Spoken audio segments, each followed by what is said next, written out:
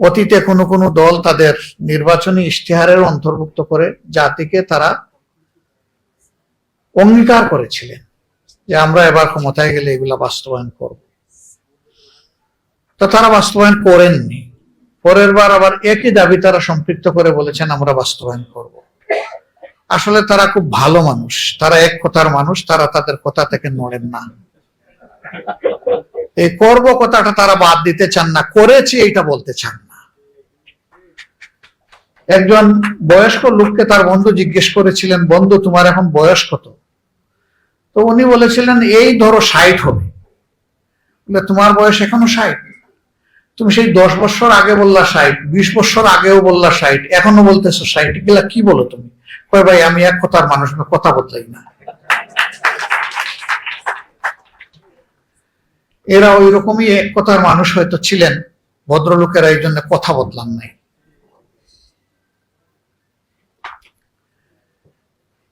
সমাজে একটা কথা চালু আছে, আপনি যদি পানিতে কূপ মারেন তাহলে দাটা এসে হাঁটুতে লাগবে, আপনার নিজের হাঁটুতে, অন্য কারো না। তো অবচেতন মনে কিছু মানুষ মাঝে মাঝে কিছু কাজ করে ফেলে।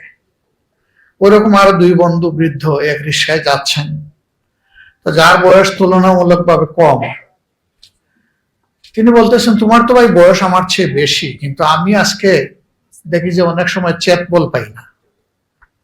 কেমনে? এই যে রিক্সায় বসেছি, আমার হাতে, আমি তো উরুতে কোনো হাত নড়াচড়া করে উরুতে কোনো চেত পাই না। বন্ধু হাতটা তো তোমার উরুতে নয়, আমার উরুতে, এই জন্য চেত পাচ্ছ না।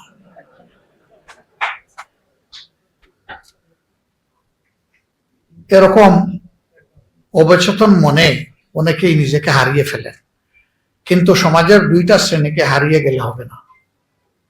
একটা শ্রেণী হচ্ছে যারা রাজনীতি করেন, আর একটা শ্রেণী এই যে ক্যামেরা নিয়ে হাজির আছে।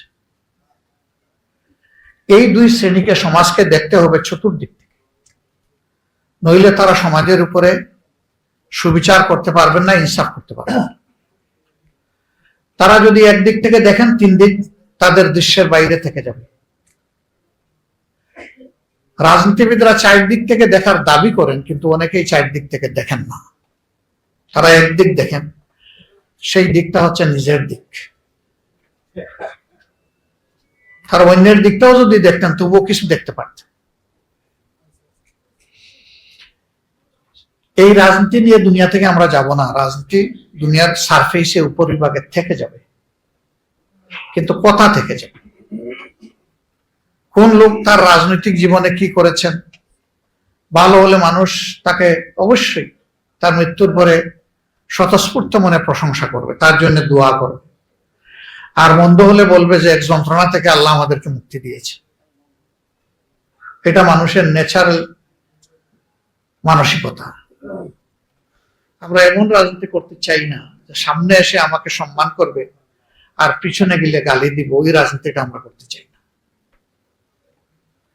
বরঞ্চ আমরা সেই রাজনীতিটা করতে চাই, সামনে আসলে আমাদের পরম বন্ধুরা আমাদের দোষগুলা চোখে চোখ রেখে আমাদেরকে বলে দেবে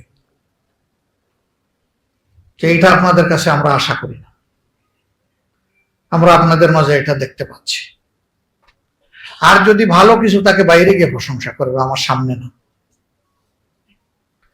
এই রাজনীতিটা যদি আমরা সমাজে আসলেই কালচার করতে পারি, চালু করতে পারি, সমাজ যন্ত্রণা থেকে বের হয়ে আসবে।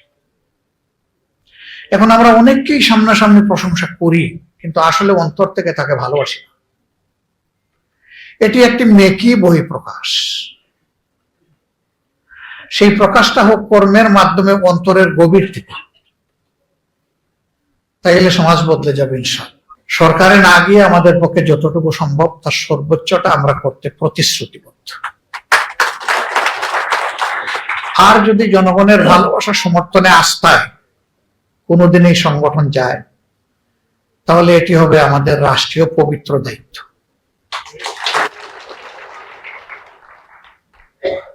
চেষ্টা করি যা বুঝি সেটা বলা, যেটা বুঝি না এটা বলিও না। আর যা বলি চেষ্টা করি এটা করা, যা পারবো না এটা বলতে চাই না। এখানে সঙ্গত অনেকগুলা দাবি সন্তোষ দা বলেছেন, আর অনেকেই বলেছেন। আমি তাদেরকে রেসপেক্ট করি, কিন্তু এখানে দাঁড়িয়ে আমি সব দাবি না দেখে, না বুঝে, না স্টাডি করে আজকে যদি বলি যে সবগুলাতে হ্যাঁ, তাহলে আমার মিথ্যাবাদী হওয়ার আশঙ্কা আছে। এগুলো পরখ করে দেখে দেশ, রাষ্ট্র, আপনাদের সকলের, আমাদের সকলের বিষয়গুলো সামনে রেখে যেগুলা সঙ্গত এগুলা বলি আর না বলি, যখনই সুযোগ পাবো, কি সরকারি আর কি বিরোধী দল, এটা আমার কাছে ইম্যাটেরিয়াল। যেখানে আমাদের সামর্থ্য থাকবে সেখানে আমাদের চেষ্টা করা কর্তব্য আমরা করব। তবে সরকারে গেলে তখন প্রশাসনিক ব্যবস্থার মাধ্যমে এটা নিশ্চিত করার সুযোগ হয়, আর না গেলে এটা কল্যাণধর্মী কিছু কাজের মধ্যে সীমাবদ্ধ থাকে, কিছু প্রতিবাদ, কিছু বিরোধিতার মধ্যে সীমাবদ্ধ থাকে। কিন্তু নির্মূলের কাজটা, অসৎ কর্ম, অপকর্ম নির্মূলের কাজটা সরকার ছাড়া চাইলেও সমাজের নির্দিষ্ট কোনো অংশ করতে পারবে না, এটা ইম্পসিবল। আজকে আপনাদের কাছে আমরা ভোট চাইতে আসিনি, ভোট আপনার বিবেকের প্রতিধ্বনি। আপনি কারে দিবেন না দিবেন বিবেক আপনাকে গাইড করবে। কিন্তু আমরা একটা সুস্থ সমাজের জন্য, একটা হেলদি সোসাইটির জন্য, একটা জাস্ট সোসাইটি যেটা সামাজিক সুবিচারের উপরে প্রতিষ্ঠিত হবে, এরকম একটা সোসাইটির জন্য আমরা সবাই মিলেমিশে কাজ করতে চাই। এই জায়গাটায় আপনাদের সহযোগিতা আমাদের বড়ই প্রয়োজন। অনেকে বলেছেন আমরা কারো করুণা নিতে চাই না, আমি বলি নিতে চাই, শুধু একজনের যিনি স্রষ্টা, আর কারো না। স্রষ্টা ছাড়া কারো করুণার পাত্র হতে চাই না। আমি যদি না চাই তাহলে আমি কেন চাইবো যে আরেকজন চাও? এটা তো অন্যায়। আপনাদের কথা আপনারা সংসদে গিয়ে বলবেন, এটাই যথার্থ। পেটে ব্যথা, হার্টে ব্যথা, ঘাড়ে ব্যথা, আপনি আমাকে বললেও কি আমি সেই ব্যথা অনুভব করতে পারবো? আপনার ব্যথাটা যখন অনুভব করে আপনি কথা বলবেন, সেটা হবে মোস্ট অ্যাপ্রোপ্রিয়েট। আমরা বিশ্বাস করি এটি একটা ফুলের বাগান, আমাদের প্রিয় বাংলাদেশ। যদি এক জাতের ফুল কোন জায়গায় লাগানো হয়, মানুষ বলে যে ফুল চাষ করেছে। আর যদি বিভিন্ন জাতের ফুল থাকে, মানুষ বলে বাগান গড়ে তুলেছে। আমরা সেই চাষে নয়, বাগানে বিশ্বাসী।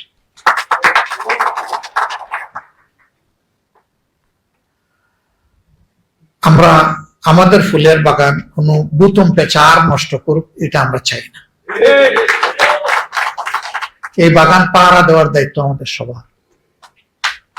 আমি জামাতে ইসলামের পক্ষ থেকে আশ্বাস নয়, আহ্বান জানাচ্ছি, আসুন আগামীতে যদি পছন্দ করেন তাহলে জামাতে ইসলামের ব্যানারেই আপনারা নির্বাচনের জন্য তৈরি হন। জামাতে ইসলামের ক্যান্ডিডেট হিসাবে আমরা আপনাকে আপনার সাথে হয়ে জনগণের কাছে নিয়ে যাব। আপনাদের কথা আপনারা বলবেন, গলা ঝেড়ে খুলে মুক্ত মনে বলবেন।